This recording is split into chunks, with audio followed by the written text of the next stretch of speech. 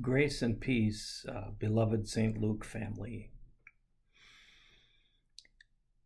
I, when I talk to people about how they're doing, how how's life treating them, I invariably hear from people how difficult it is in our fractured world today for people to feel at peace. People are tired of the graceless public square, of the promotion of lies, of divisive conversation.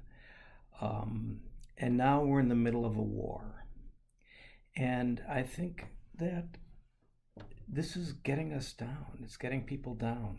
That every day we hear people yelling at each other, that we hear, this red and blue state divisiveness. I think that it's getting at us and at our spiritual well-being more than we think, to just be exposed to that every day. And I think the tendency is to step away from all of it, to kind of just do our thing and not have to be engaged in this.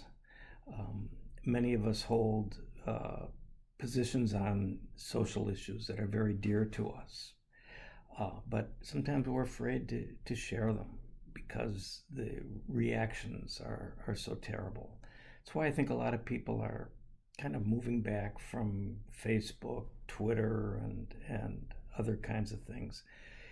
As you know, we get our news from echo chambers, whether it's Fox News or CNN. And I really think that God has a church in the world for a time such as this, that we are called to be an oasis of grace in a hostile world. And we're called at St. Luke to be that place. And we're also called individually to be reminders that the risen Christ and the grace that flows from it is in this world, even if the evidence seems to the contrary. So I want to share with you a story that I think might help us remember that. Once there was a very old man who used to meditate early every morning under a large tree on the banks of the Ganges River in India. One morning, having finished his meditation, the old man opened his eyes and saw a scorpion floating helplessly in the strong current of the river. As the scorpion was pulled closer to the tree, it got caught in the tree roots that branched out into the river. The scorpion struggled frantically to free itself, but got more and more entangled in the complex network of the tree roots. When the old man saw this, he immediately stretched himself onto the extended roots and reached out to rescue the drowning scorpion. But as soon as he touched it, the animal jerked and stung him wildly. Instinctively, the man withdrew his hand, but then, having regained his balance, he once again stretched himself out along the roots to save the agonized scorpion. But every time the old man came within reach, the scorpion stung him so badly with its poisonous tail that his hands became swollen and bloody and his face distorted with pain.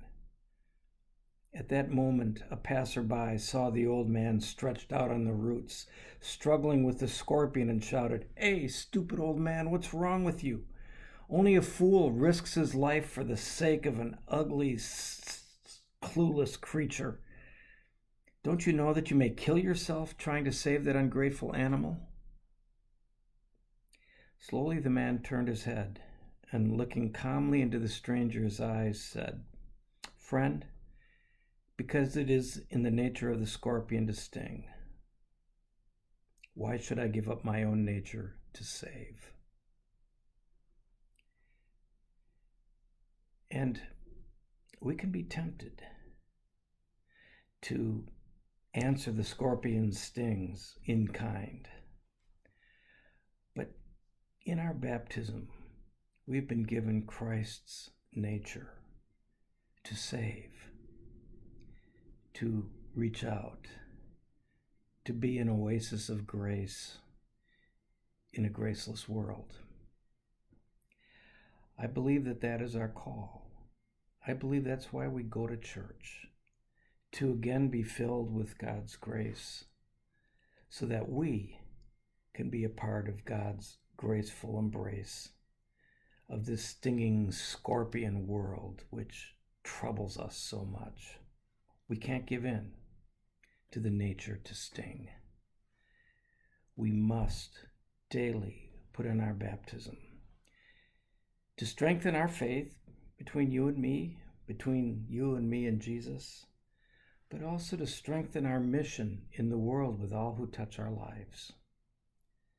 To be a reminder that the risen Christ is in the world, and it is in the nature of God, not to sting, but to save.